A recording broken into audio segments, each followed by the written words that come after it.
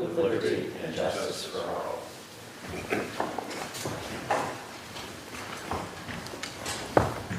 You know, it's funny how you have a certain cadence with something like this that you've been saying your whole life, and we always did the pledge before class at school, and I changed the cadence to the republic for which it stands, one nation under God. There's somewhere in there where I changed the cadence, and I've noticed that everybody has followed my cadence on that. You're a leader. Since we started doing it, and I can't even figure out where it is now. But anyways, I'd like to hear anybody's comments that they have to something that's not on the agenda at this point. It's not on the agenda. Not on the agenda. Please approach the podium. I think there's a microphone over there. Yeah. If I stand here, because if I stand in front of this, you would see me. That's fine. So, well, I've been here before. I think this is maybe the third time with the request that the road speed on Overlook Road be changed from 30 to 25. Overlook Road begins in Dorset. People who want to come to Manchester who are in Dorset get off of Route 30 as fast as they can because they know they're going to get a ticket if they speed. So they go over, what is that road? Morrisville. Yeah, and it goes, when you get to Overlook, the speed limit is 25, which is what the Dorset speed is for a gravel road. And then when it gets into Manchester, after it passes the Orchard, it turns to 30, because that's what Manchester does. It comes down the road and it's at a pitch, and by the time it gets, you know, all the way down to North Road, some people are going, well, most people are going more than 25 miles an hour. They're going more than 30 miles an hour. I've actually come out of my driveway and caught up with somebody who was going 50 miles an hour. Wow, and you caught him. Yes, that's it. I mean, I know you joked and said, oh, they'll speed anyway. I know that, but this is not just a principle. I'm trying to be safe. So when people get out of the driveway, they have to be very careful because cars are coming from both directions. And it's very easy to make near misses. So far, I don't know how many near misses. Now, when I came before, I brought these pieces of paper. One was the signatures that I got from all of my neighbors who were at home, and the others were postcards that I sent for those people who aren't always in town. So everybody signed, everybody would be happy with this sort of thing. So I said it's dangerous. There are people who walk on Overlook Road. There's the most stunning scene you ever want to see, looking to the two mountains and the saddle and everything. And they come and walk. In the wintertime, the speeding is not over, it's worse. Because in the winter, the road gets more and more narrow as they're plowing and as there are mud times with water. And it costs the town a lot of money because at some point they begin to slow down. That's just like, just past my home, there's a hard, what do you call it? Pavement. Paving. And on the paving, the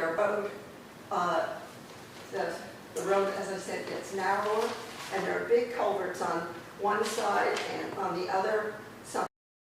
So if you have to get out of the way, you have significant problems. So for me, at my age, I don't walk on Overlook Road unless it's you need to get out. I go up to 3 Maple Drive and walk there because there's not much traffic and it's very lovely as well. So that's my plea. I know that you're going to be talking later. The speeding on my road will probably get worse. And I know the other problem is a bigger problem because it has to do with the state. But this is a problem that can be taken care of. I've seen a really great, remarkable change in the speed at Highland Avenue, which really made a lot of sense for that neighborhood. And what I saw, I think too, was they put up a speed sign, and after a while, people just gave it up. They figured out 25 was it. even me, when I go down there. I'm sure of myself. So I really think that this would be something that would work in my case, and it's not such a big deal, is it? It doesn't mean a lot of meetings, sort of things. I know somebody said you need to have, it would be good, not good, but if there have been accidents, that would make it a better case, but we don't want that. There was a terrible accident there several years ago, but a person died, and but you know, I don't know what it had to do with the speed limit, frankly. It was my time. So anyway, that's my plea, and I hope that I convinced you. Thanks. Thank you for bringing that back to up on the list again. It's interesting that you mentioned that you walk on 3 Maple Drive. That's one of the roads that we've had complaints about speeding also from the residents that live there. So it's a complaint that we're receiving from roads throughout town, and it's a difficult one to manage. People feel comfortable going faster than the posted speed limit, and I suspect if people were obeying the speed limit as it exists, it would probably be okay, but people are probably exceeding that speed limit as well. So we'll continue to review these, and we, like you said, we are talking about 7A here later today, and we will continue to look at all the roads, especially the ones where we've received complaints. And We've got a hand up. Paige Vignola has a hand up.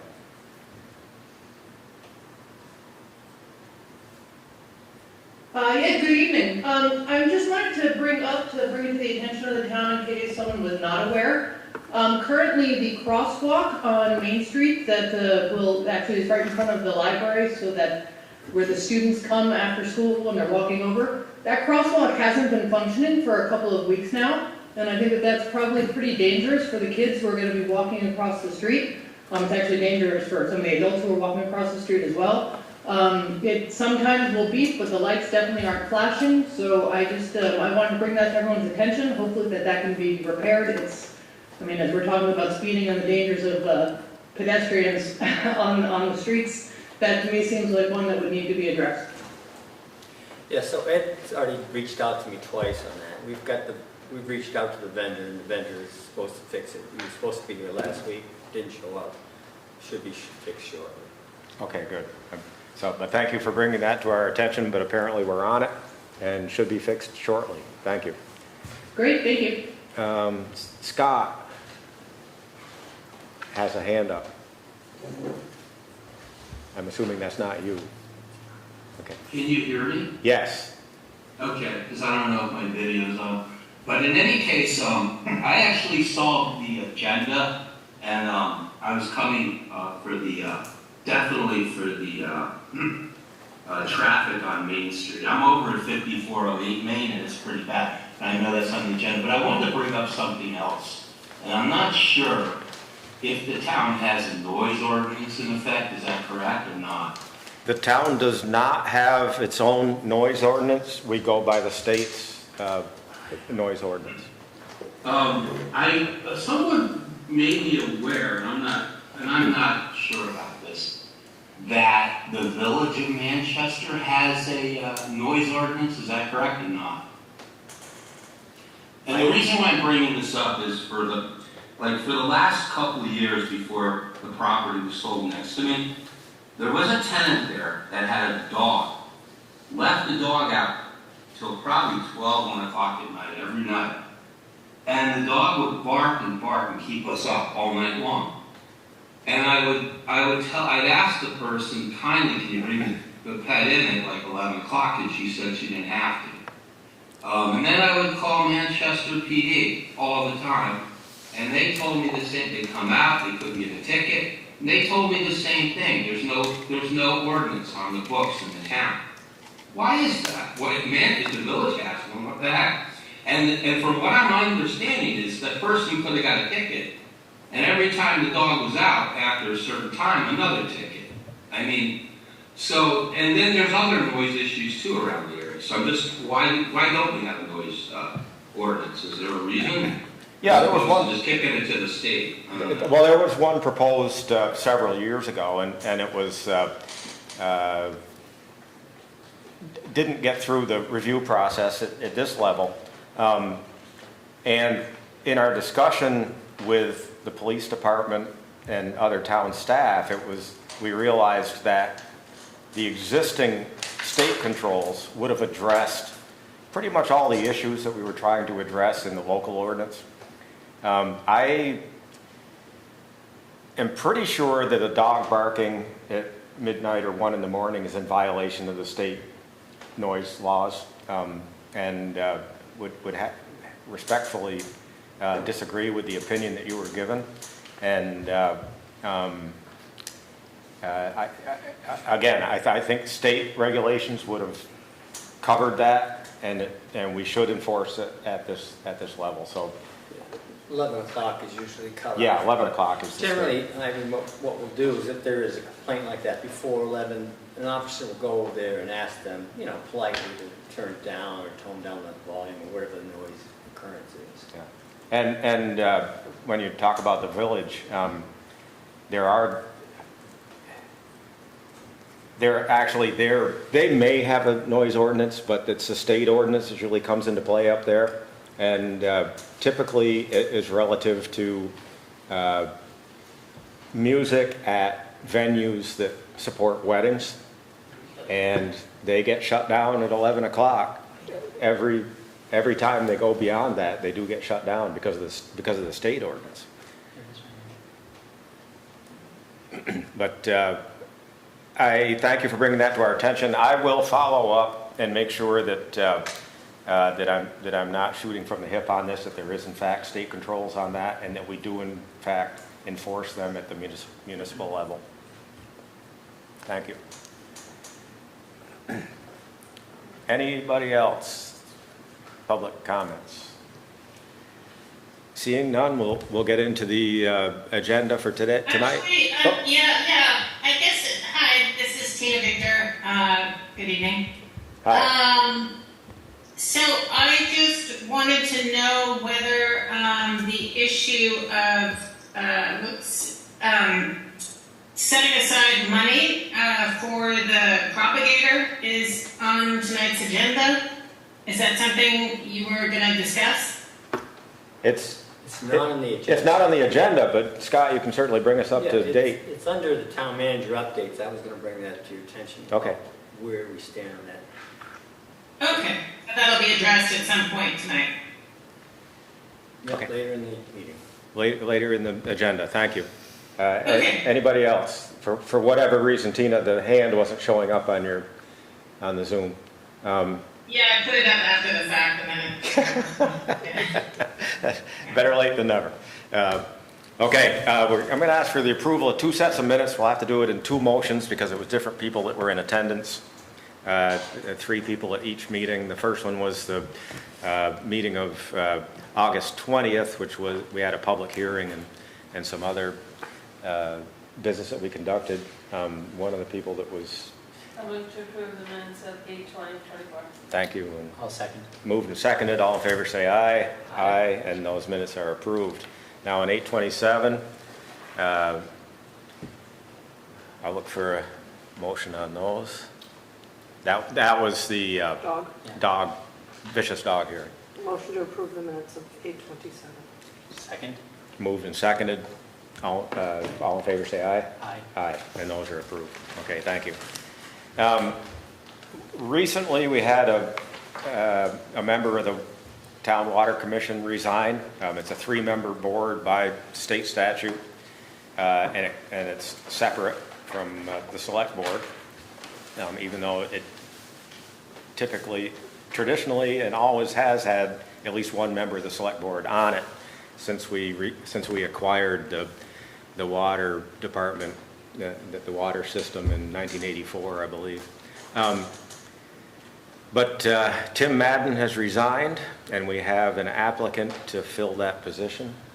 Scott? Yes, Mark Lashak, and he would have been here tonight, but he has COVID, but he is, has zoomed in. And you have his letter of interest and a short email explaining why he'd like to be a member of the Water Commission. And he'd like to comment, Mark? Mark, welcome. I just had a question, a couple of questions. Looking at your email and the letter of interest, what in your life do you feel has given you the background that you would require to serve on this commission? Well, I think my experience, my work experience would help tremendously. I've been involved in various aspects from operational control of large data centers to project management and delivering expensive large-scale projects on time. And I thought that, you know, there are projects that come up every so often related to the water, and that I would be an asset to help out. The question that I had is much simpler. Are you on the town water system? I am not. I'm, I guess, just a little bit east of it.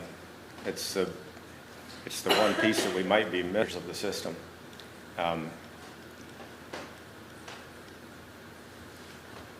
You know, I apologize for not knowing you. It looks like you've been in the area for quite a while. I do see you zipping by on your tractor every so often. That's about it, all that anybody sees of me. If it's any consolation, I know Mark, and I like him very much. As a candidate and a person. That's just Endorsement. in spite of the endorsement, he I might wasn't going to just, say anything.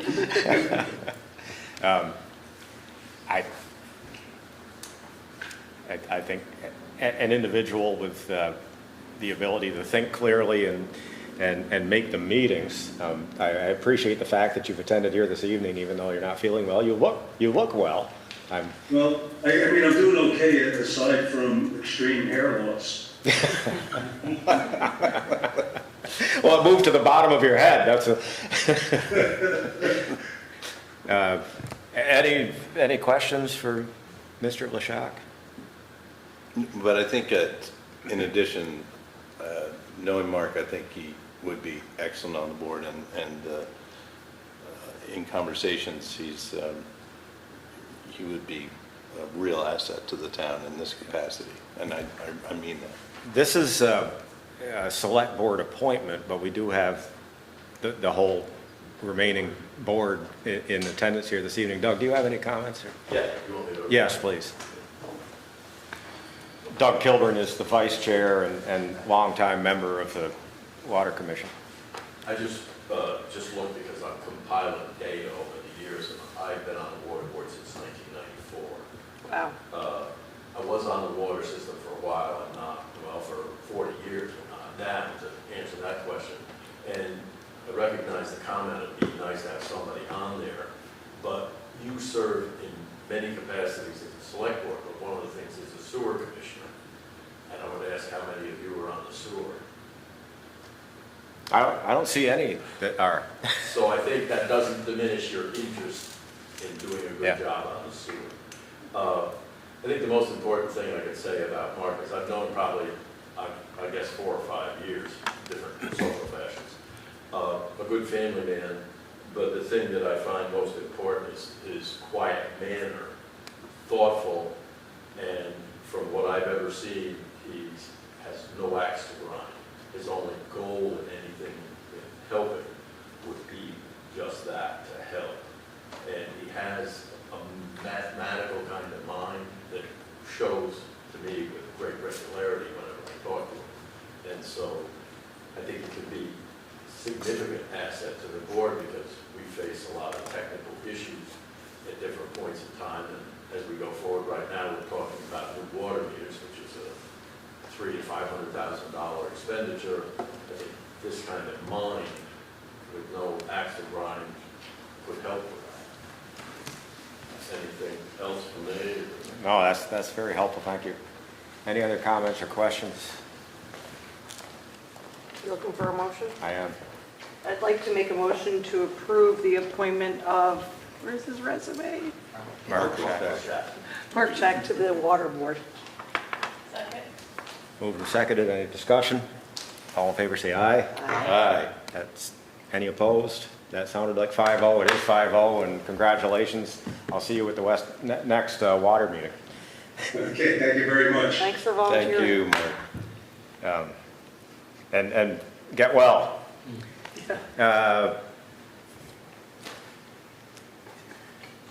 Okay, Scott, you can lead us in on this one. The town has acquired a parcel of land. It's a very small piece of land on Peggy's Way, and there's an individual, an adjoining landowner that would like to purchase the parcel. Right, and just to give you a background, last year in August, we held our tax sale, and most of the properties went through the process, and some were redeemed, but most were not. And these two John Jewett pieces of land were not bid on at tax sale, so the town basically bid on them, and so now they're off the tax payroll. We'd like to put this one back on if we can sell it to somebody. We've had someone show interest to do that. And what we have to do, if you remember, is we have to put it out there as an RFP type of, it's land for sale, and anybody can bid on it, and we leave it out there for 30 days, and then we see who wants to bid on it. Hopefully the highest bidder we would take and get it back on the tax payroll. Yeah, is there a minimum, and I guess the reason I ask is, does the obligation to the town have to be a minimum amount that's covered in the bid? That should be our goal, Yeah. but it's not always acquirable. Okay, So in particular, in this case, I think, the offer that he's already floated out there is less than the accrued interest and penalties, but I think it was the taxable amount that was outstanding at the time. And that would be our goal to get to that point. if we could. and how big is this parcel? It's, 0.20 acres. yeah. Two tenths.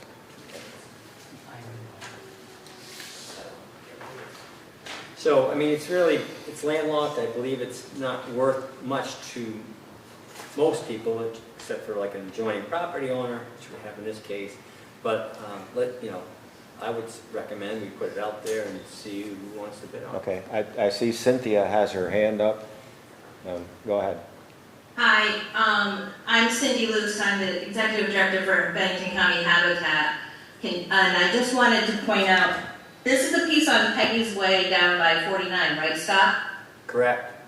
Okay, so I just really want everybody to realize when you sell this piece of property, it cannot connect into the existing sewer, and therefore you really can't have water either, because our sewer system for that neighborhood is maxed out with our building lots that we still have. So I just want to make sure whoever's buying it realizes there can't be any water and sewer in the building.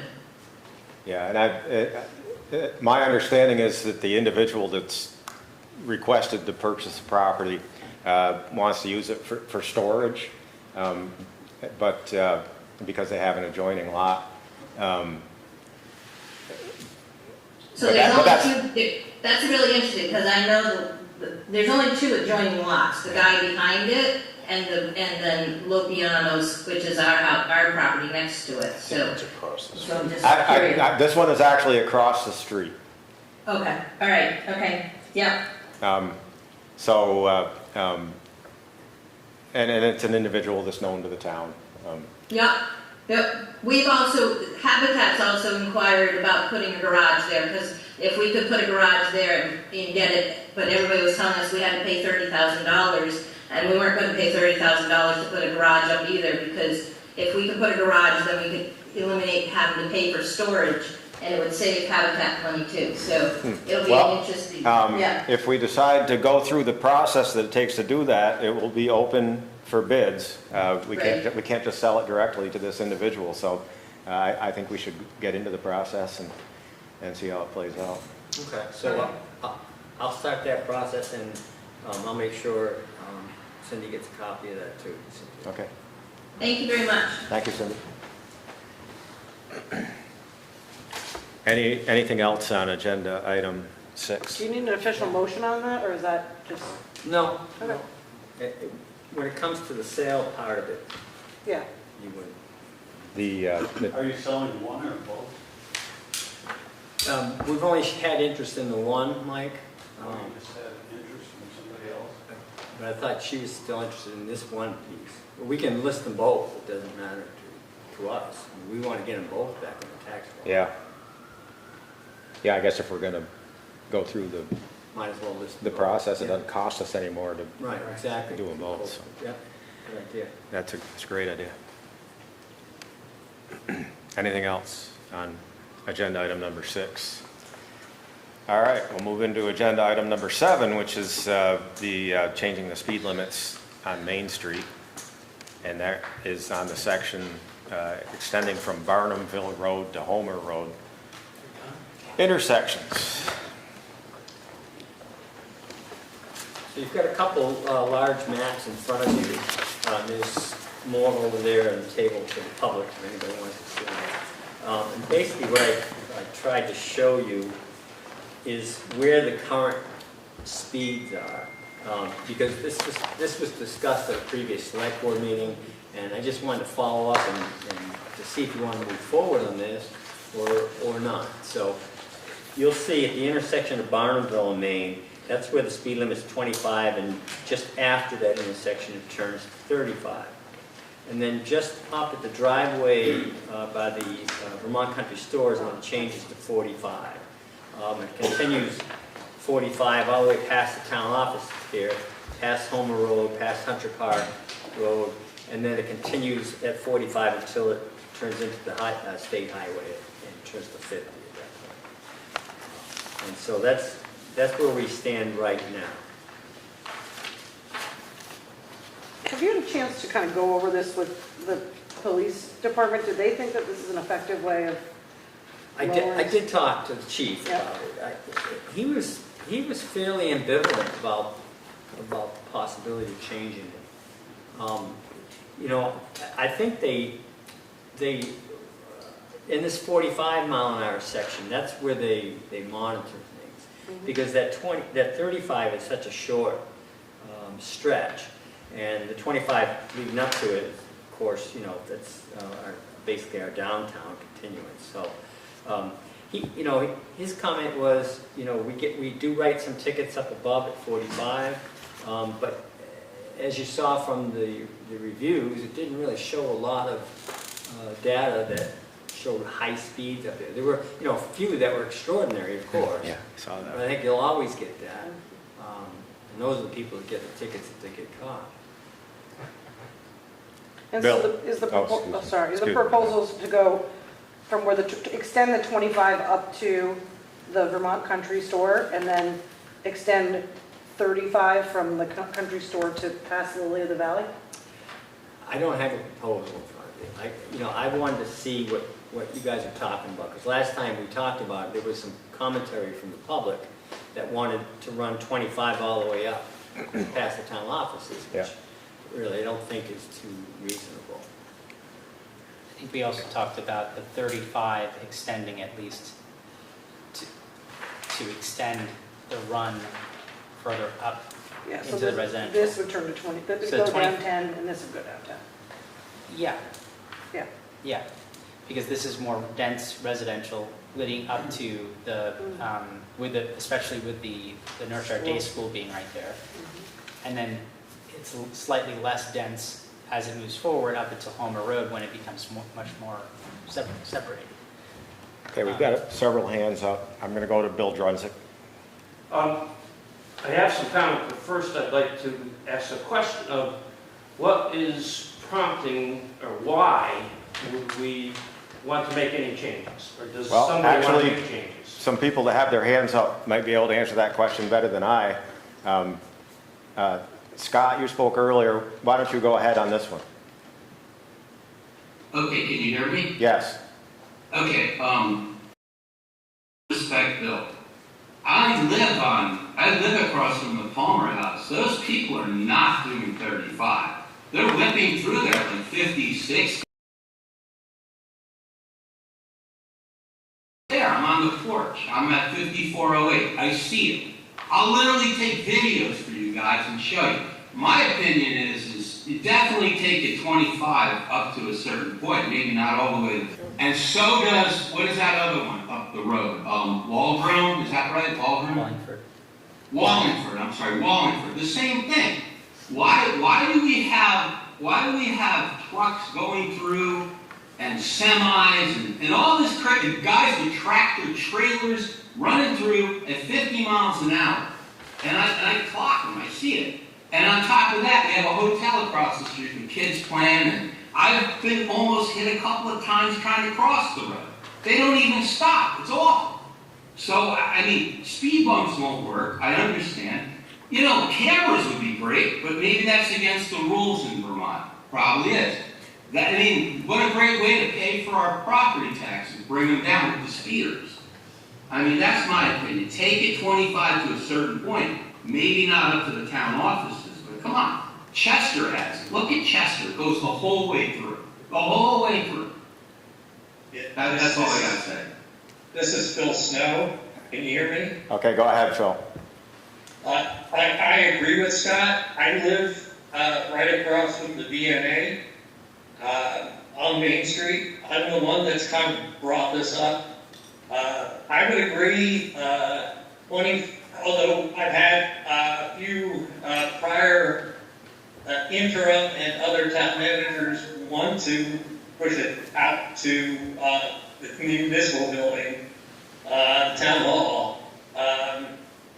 That may not necessarily be the most practical thing, but pushing it out to where the 35 ends and the 45 starts, both northbound and southbound, certainly would help in this section where Scott and I both live. And there's kids that live on the street in that section of Main Street would help to bring the 50 mile an hour, 60 mile an hour that Scott sees, that I see all the time as well, would help to start the slowing down of traffic and moving that traffic calming device that's at right before the curve, move it out to where the 25 starts would definitely help significantly in making that much safer area for people to be walking on the sidewalk, the cyclists that I start seeing more and more of cyclists, and the construction dump trucks are significantly a significant issue, as well as other people using that as the starting place of driving down Main Street towards Town Hall, and certainly having the police,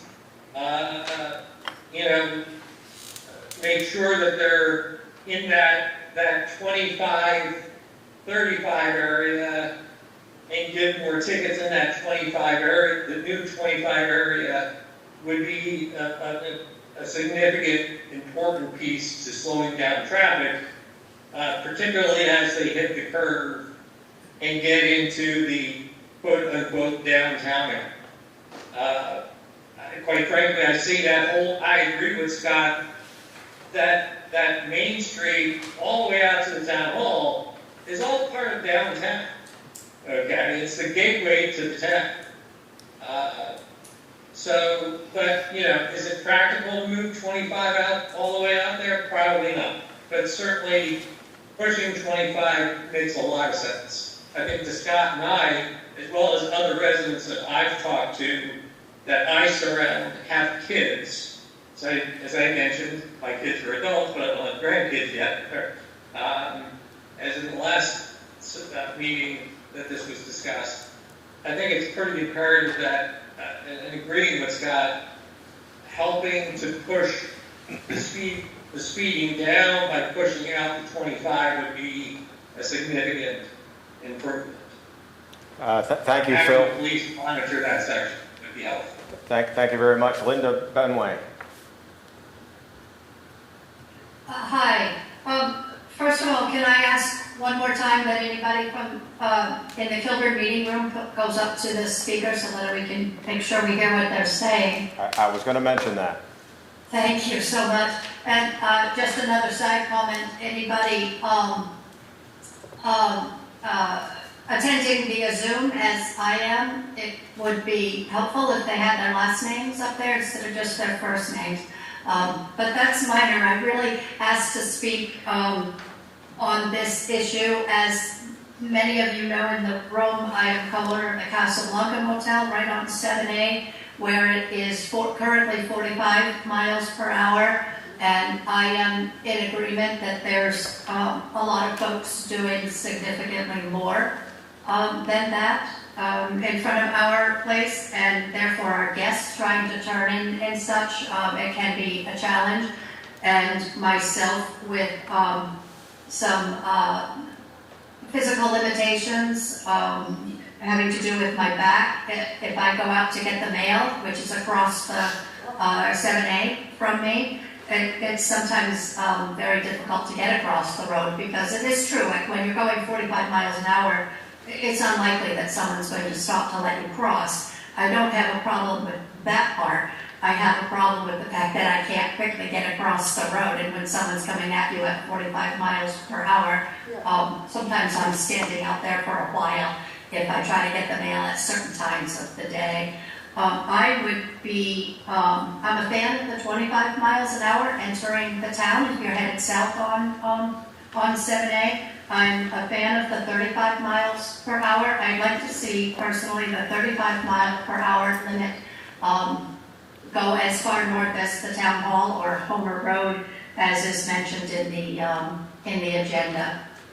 Yeah, and that's what we're trying to flesh out in this discussion, is where the break points should be. I agree with what everybody's been saying about there's a lot of infill going on in that part of town. It is an extension somewhat of the downtown. The unfortunate thing is it's a very wide, flat road, and it's people will drive at the speed that they're comfortable. But Bill, are you prepared? If everybody else has made... Well, nobody has their hand up, so... Okay. I'll go to the podium at her request. Thank you.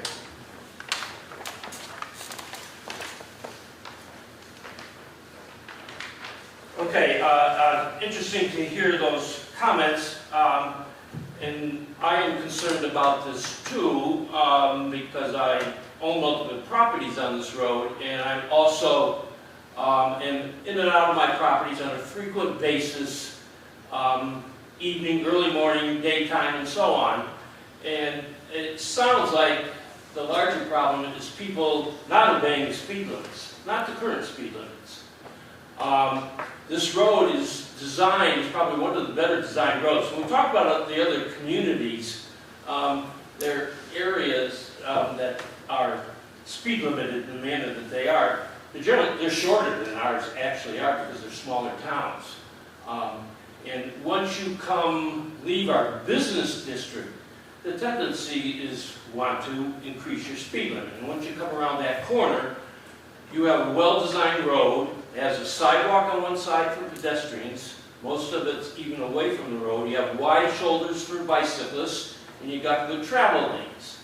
And if you change the speed limit, and there might be some minor tweaking that is appropriate, is the police department going to spend all their time out there ticketing everybody?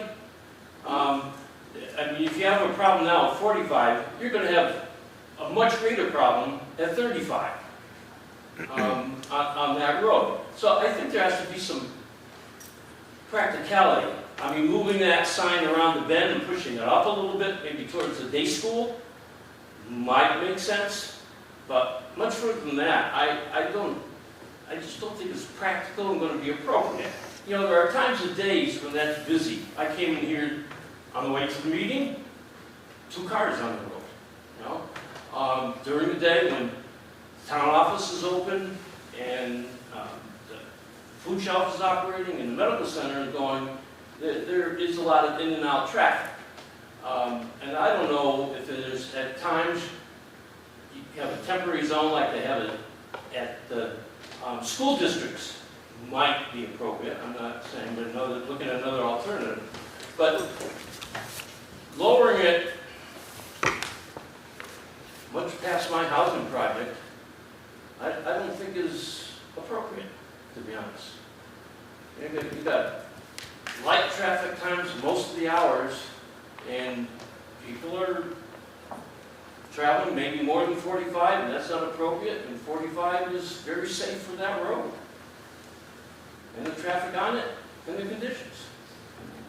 That's my thoughts.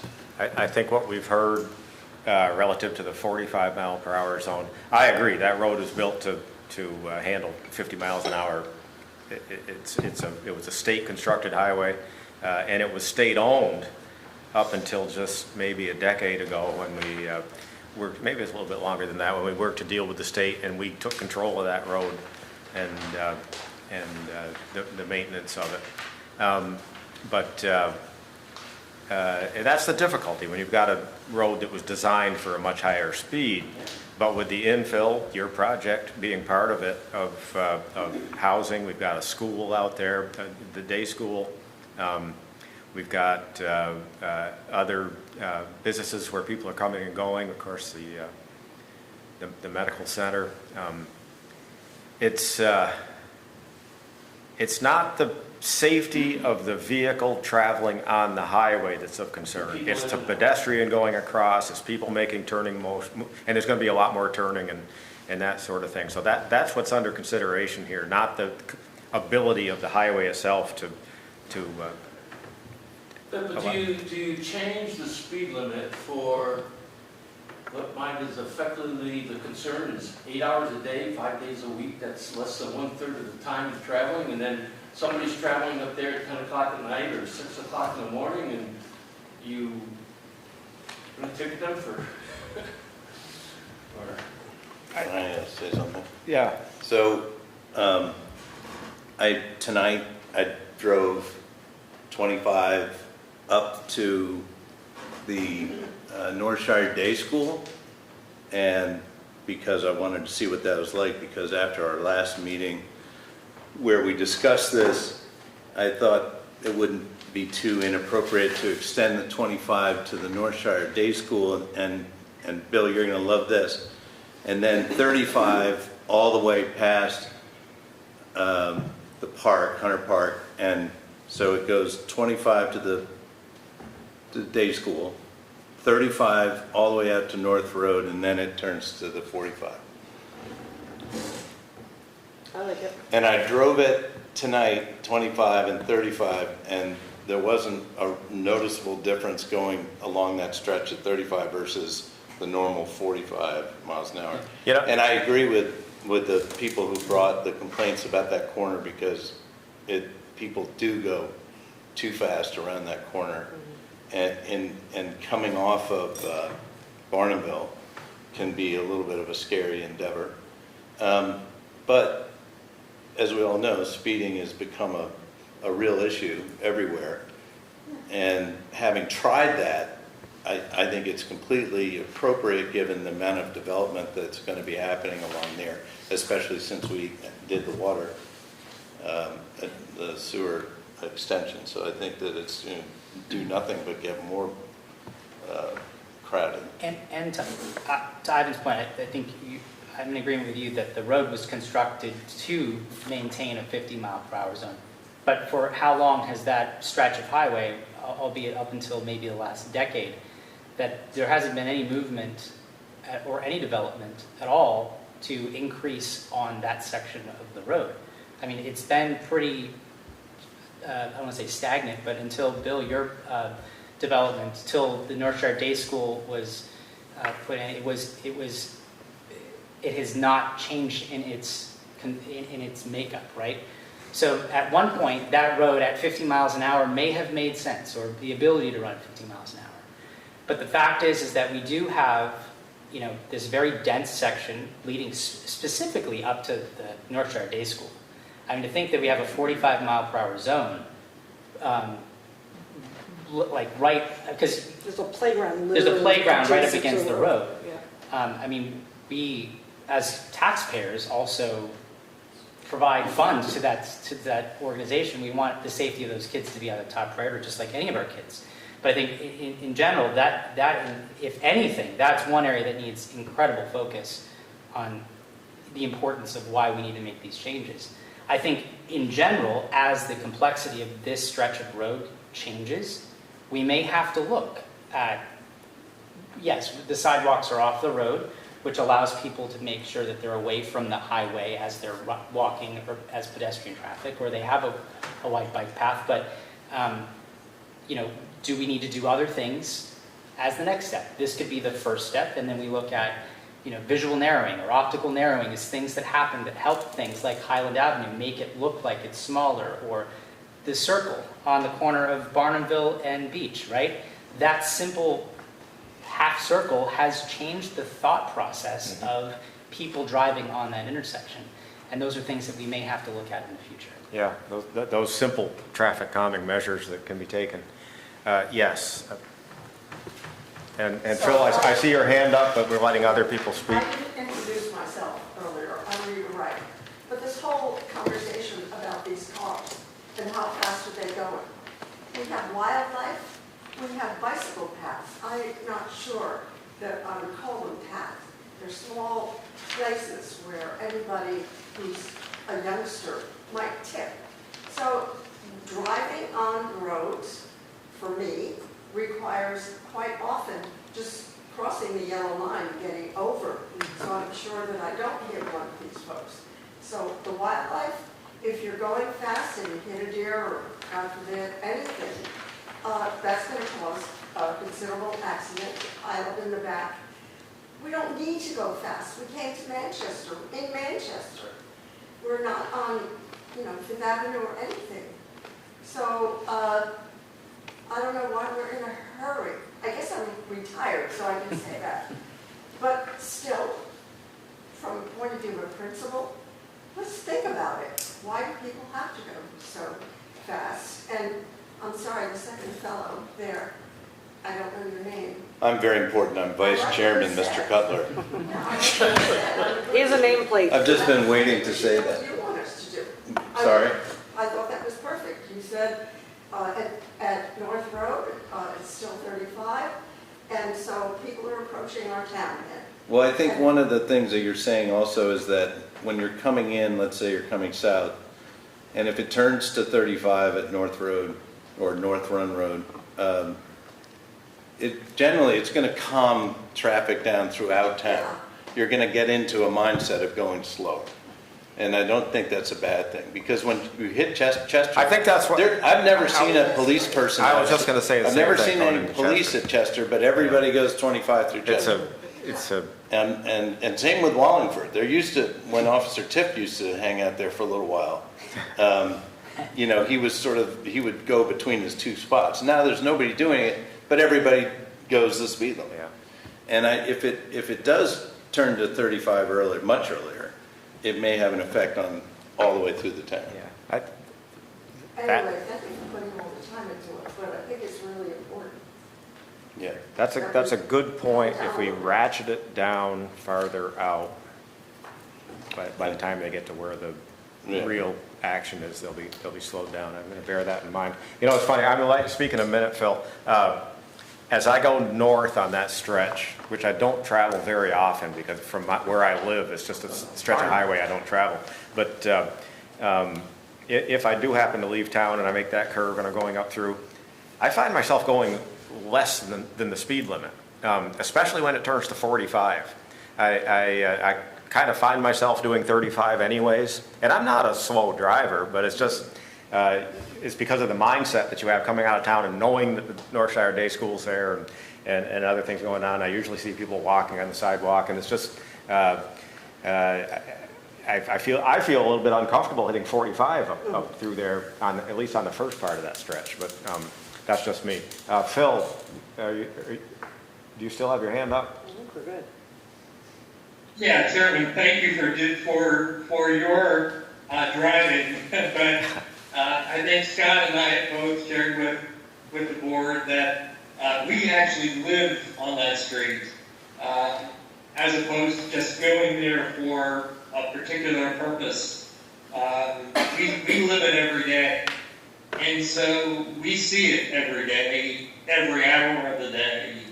And yes, the idea of pushing out the speed limit, starting with 35 earlier, are really, I agree, it's probably just the first step. And particularly, you know, as Bill's project gets completed and there's new residents living there, the people that walk from the hotels into town, which is what you want, walkability, right, of the town. More things are going to need to be implemented to help drive the growth of that street that you've intended as a board, in terms of its improvements and other things that are going to be on that road as part of a more residential mix into that. And I think that it helps the businesses like Linda, the residents like Scott and I, and other neighbors that I talk to about that this issue's been a long-standing problem, that I think you're heading in the right direction, and yes, may require additional things to help traffic calm.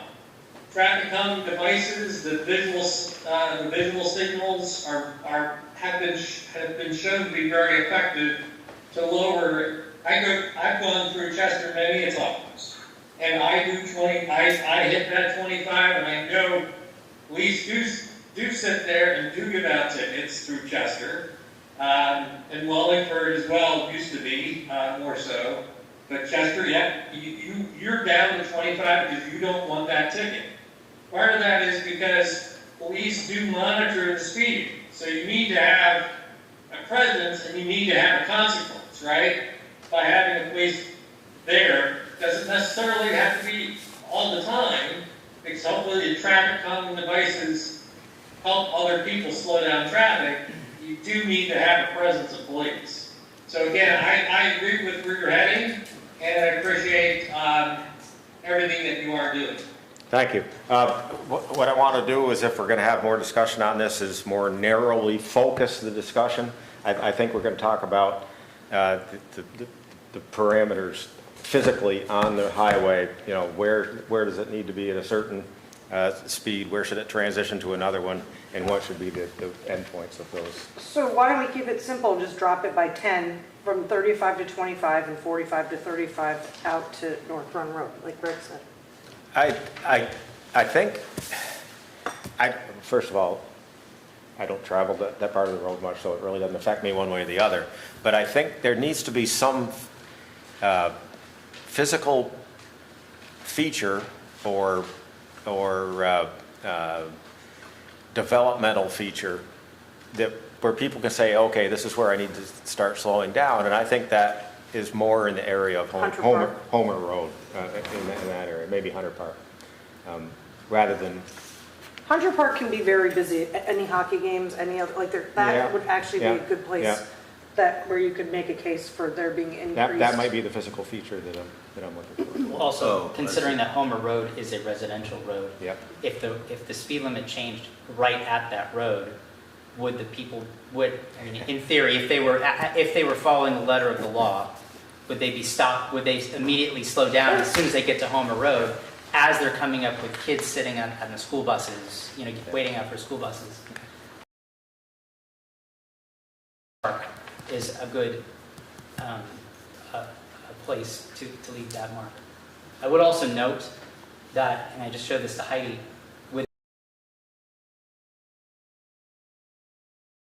that is the only pole on the south-facing 7A, all the way to in front of the town hall.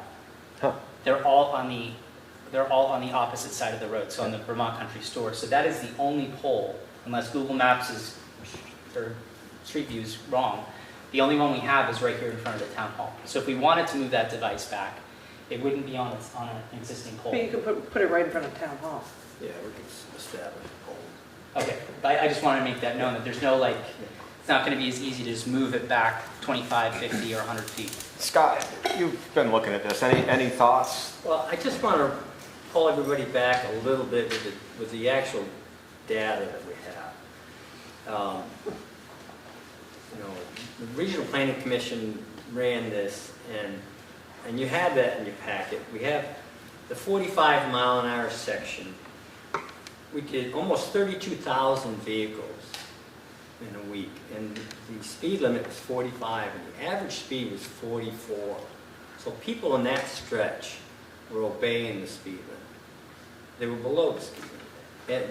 And back in the 35 section, there's another 35,000 vehicles that were analyzed. The average speed was 39. So, I mean, if you're going to argue a case that there was travel above the speed limit, it should be that 35 section. But if you're going to discuss the future development and all these other entities that are growing along this stretch of Main Street, I think it's a great idea to fill that 35 out past Homer, because Homer is a very public area. We have a lot of people there. We have a lot of people waiting for buses. We get drop-off buses every day. So you're saying basically, like, if we extend that to the 35 out to Hunter Park, that people will obey it? You're not That's so what I'm saying. concerned about the Yes, enforcement part that's of right. this? So Like then Ivan let's do said it. in It's the not, own- it doesn't, own yeah. discussion. I think it should be a 10 little travel. further, if you do bring it to 35, it should go past Hunter Park, given how much activity comes in and out of there for various reasons. So people should be starting to slow down somewhere near, I got the map up here, with Northridge Run, as I said, but well, that's probably too far up. There's a lot of activity at North Road, people coming and going out of North Road. But if somewhere around the Stanford House Hotel, or just past North Road coming south, you say 35, you get people calming down as they come to Hunter Park. Well, we could establish a couple of those approaching signs, approaching 35-mile-an-hour signs, up or along North Road. So And if then you're coming drop, down the right. hill, Yeah. you see that sign that the speed limit's going to change up ahead. Usually that tends to make you slow down. And I've seen actually some enforcement in that area. That I've seen officers doing, looking for speeders in that 45 area going out towards 7A, towards Dorset. That they're patrolling that. So. And that could, and they're actually, not to go back to the pole, there is a pole actually right across from Lily of the Valley that would be a great, like that would catch people's attention at 35, just like the one going out on Bonnet, right before the bridge before Riverside Townhouses. It catches a lot of people's attention. I mean, even I'm coming through there and I'm like realizing, oh my God, that's what I'm going right now as I'm approaching that area.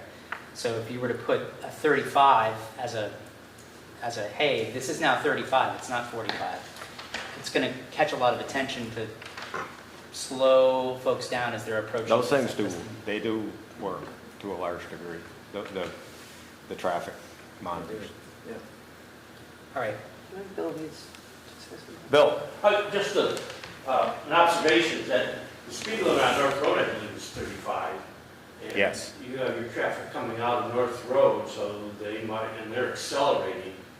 You might as well have that up to North Road 35. Of course, you have the issue coming northbound, whether you make a Homer Road or a little further up North Road, I don't think it's going to make any difference. So it seems like Yeah. North Road is a Would great make point. sense. Coming up, yeah, because then they're gonna come off North Road. I'm gonna go 45 and suddenly I'm at 35 again, and it'll be like, it's just a maybe interesting. So yeah, good transition, 35 to 35. Do you want to do it? So I'd like to make a motion to adjust the speed limits on Main Street to lower the speed limit to 35 miles per hour starting just south of North Road, and adjust the existing change in speed limit from 45 to 35 across from the Vermont Country Store. To 35 to 20. I'm sorry, 35 to 25. So from Barnumville to Vermont Country Store would be 25, from Vermont Country Store to North Road would be 35. 35. Yes. In that motion. I'll second. Day school. Day school is, Wait, yeah, it's country stores. 25. I bet you had to put the brakes on. When you say 25 miles an hour, I follow cars in the morning down there. They'll do 25 to the side. The minute they come past that side, they're creeping up again. Yeah, well, It's hard to I'm drive sort at of- 25. Yeah, but Bill, I I'm gonna think, follow you next time. All right, moved and seconded. I think, yeah, I think that it was moved and seconded, right? Correct. Okay, so we're under we're discussion. under discussion. Yeah, sorry. Can I comment first yeah. before we vote? So, I think what we need tonight is a consensus on these points that we want to change. So then I would draft an ordinance language for you, and at the next meeting, you would actually vote on that, okay? And that would, you would adopt the ordinance formally that way. Then we would put a public notice in the paper and post it in the locations. We're supposed to do that within 14 days after that next So- officially taken. And then it would go into effect 60 days thereafter unless petitioned. So the motion would be to start the process to move these transition Correct. points to the ones described. We did that when we lowered the speed limit in town to 25 too. I'm sure we did. I think you have to, It's the process. yeah, that I we think go you through. have to, Okay. you definitely have to do it. All right, so what do we do the existing motion? That's building consensus. Yeah. If you get consensus on your motion, then you can, that would be the, Yeah. what the town manager's Yeah. looking. Yeah, I think the motion's fine. Okay. But it triggers the process, it doesn't accomplish the end. Got it. And Linda, we're under discussion of this motion as a board, so I'm reluctant to let you speak. But you know me, I let people speak. Same with you, Scott. We're under discussion at the board level because a motion and a second has taken place. So I'm reluctant to let other people speak at this point. They've already spoken twice. Yeah, is there any other discussion of the motion here at the table? Okay, I'll call the question. All in favor of the motion, say aye. Aye. Aye. That sounded like 5-0. It was 5-0. So what that does is start the process of changing speed limits. Luckily, we control, where does the state highway start? Up by the golf course. That's what I thought, yeah. So That's we control 50. that section of road, so we don't have to get permission from V-Trans to do this, because they would be. No, but we will notify them, and we will Yeah. talk to them, because their feedback would be important if they Yes. came back at our next meeting saying, here's. We've actually talked to them about this stretch of highway before, and they've defended the existing speed limits. Mhm. But, we'll talk to them again. Okay. I believe they told that one town, east of Killington, they had to raise the speed limit on Route 4 from 25 to 30. Yeah. Yeah, they feel strongly, V-Trans is all about highway design, and they feel very strongly that trying to artificially maintain a speed limit on a highway that was designed for a much higher speed is very difficult to manage. We're moving on to the next agenda item, if I get it up here.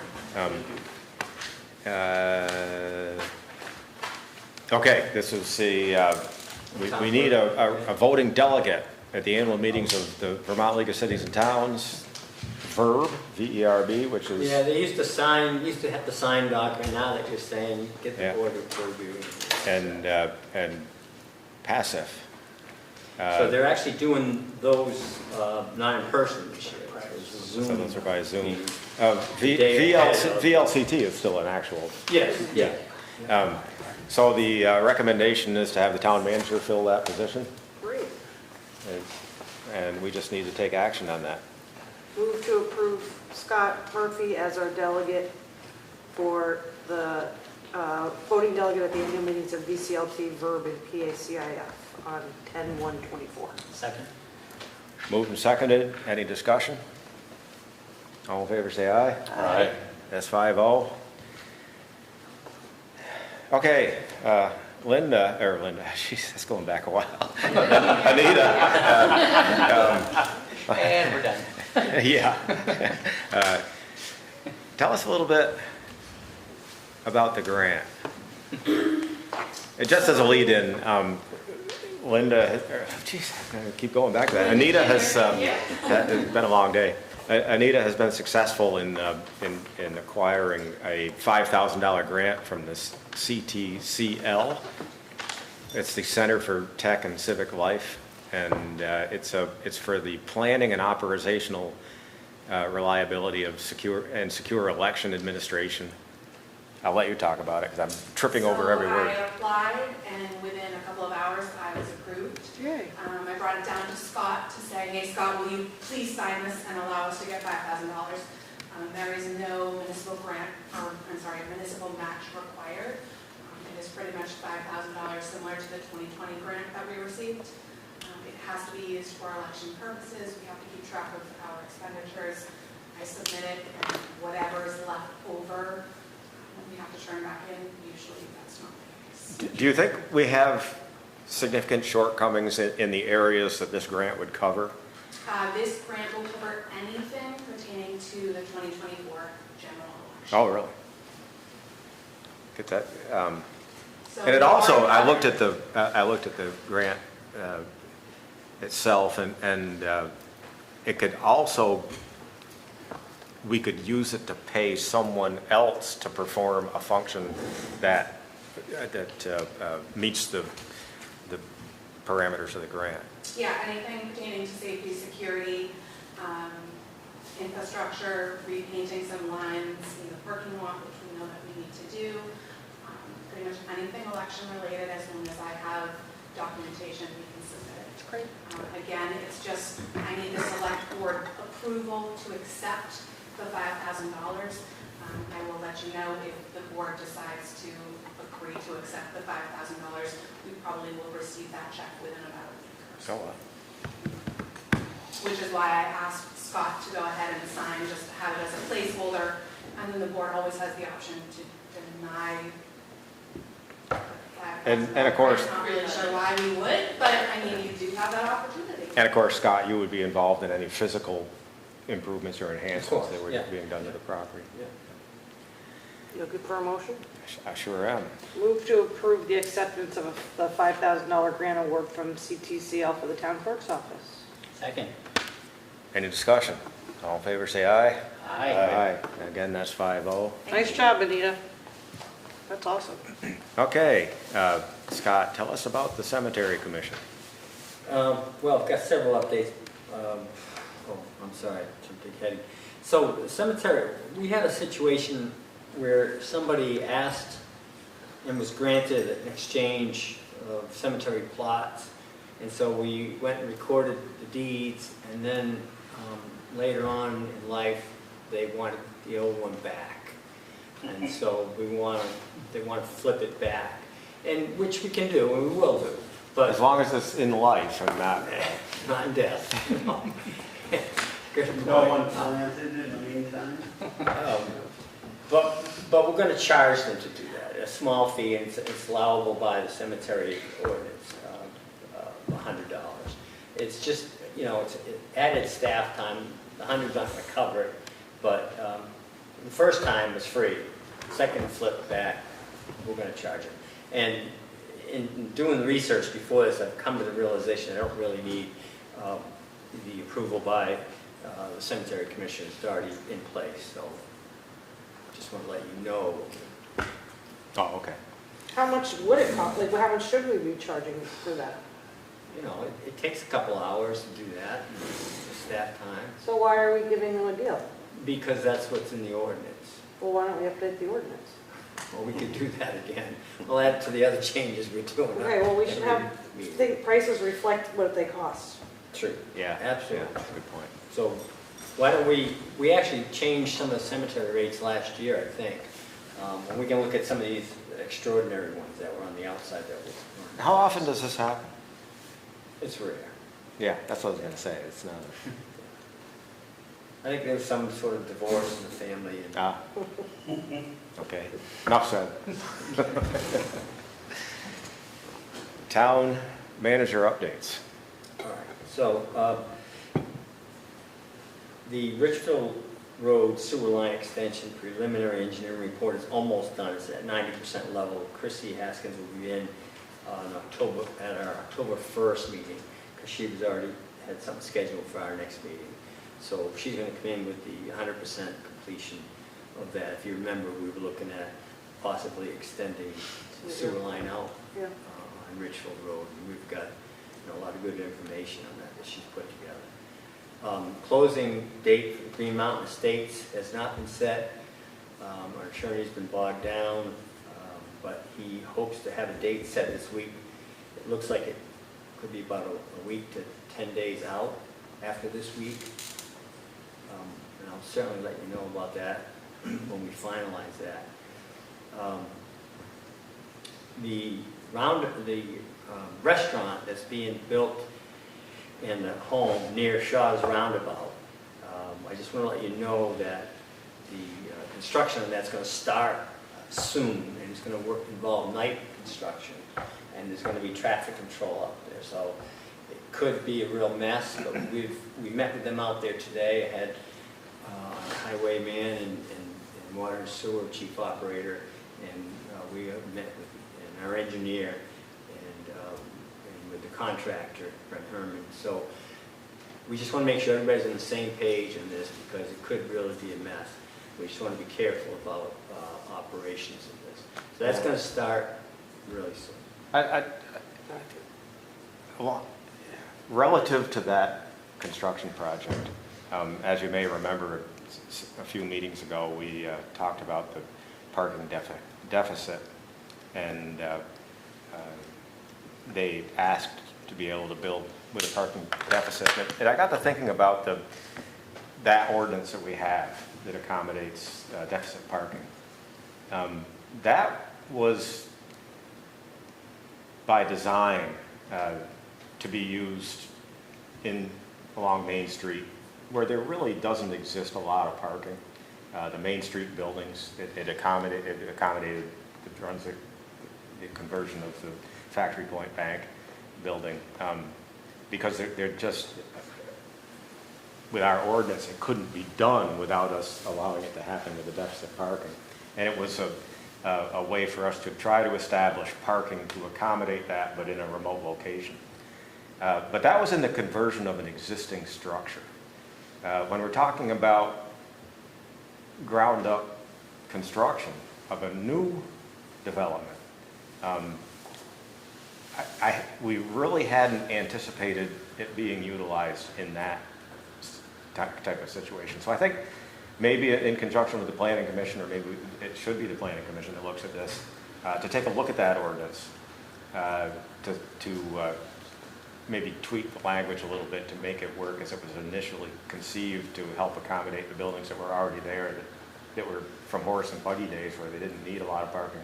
And but not, because I can see, because of our decision on that particular development, I can see a lot of people coming in and saying, hey, I want to build something with built-in deficit parking. And that's not something that we've allowed up to this point.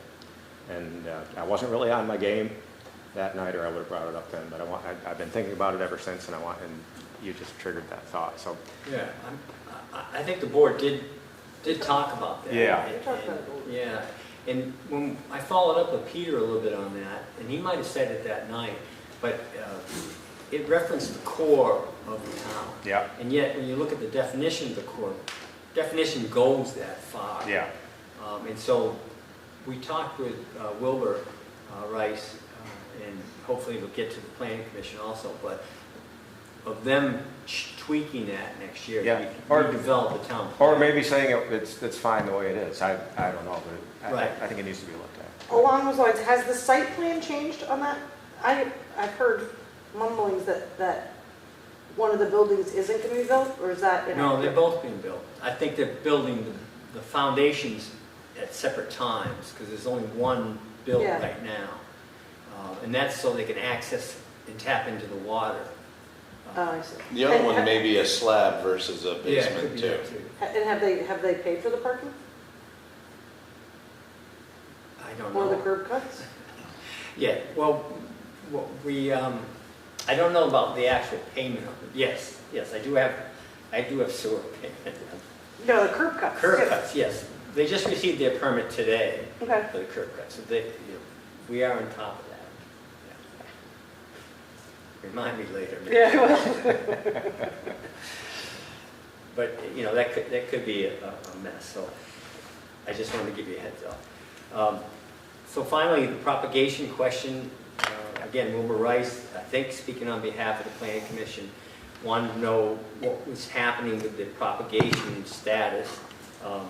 And I think during our last discussions, basically it hadn't been addressed. We were hoping to see what came of this application with Verizon over at the Riley Rink area, which nothing has changed on that recently. But he and others are kind of pushing to see if we can hire a propagation firm or go out through an RFP and get a propagation firm to find better locations or the best locations in town for cell towers. Well, I don't think this issue is going away. I think that we have to address it. And so I think the more that we can be proactive in terms of selecting a location by hiring a propagator, the better off we're going to be. Okay. So I can start that RFP process, and we can do that. My next question is, it's not in the budget. Where would we pull that funding from? Because someone submitted a rough estimate to them at their request for about $10,000. Local option tax fund? No, we can't raise money from there without voter approval. And the same is true of it's not really a capital expense. It's a consulting fee. Do we have any in that budget for the consulting line item? There is a consulting line. Right, but we use that pretty much for like... It's like 30,000 or something like that. Right, but we do use it consistently. Yeah. Do we have, I know that like some of the ARPA money got kicked back. Can we use a little ARPA money for that? Because we had allocated money for a consultant for the Depot Street project, but we ended up not using the entire amount that was allocated. Why don't I go back and look and see where we might be able to come up with some money for this. And Wilbur said this morning that, he doesn't expect it to come in at $10,000. He thinks it's going to be less. The guy just floated that number out. Well, can we get the process started and find the money? We can do that. Yes, because we don't have to accept any or all bids. Yeah. I think it's important to have it ready well in advance of the town plan. Or Verizon actually coming back and acting on the application. Yes. Okay. Anything else under town manager updates? Is there other business here at the table?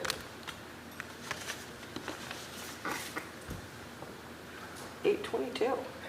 That's it. Move to adjourn. Second. All in favor, say aye. Aye. We're adjourned. Our next meeting is September 17th.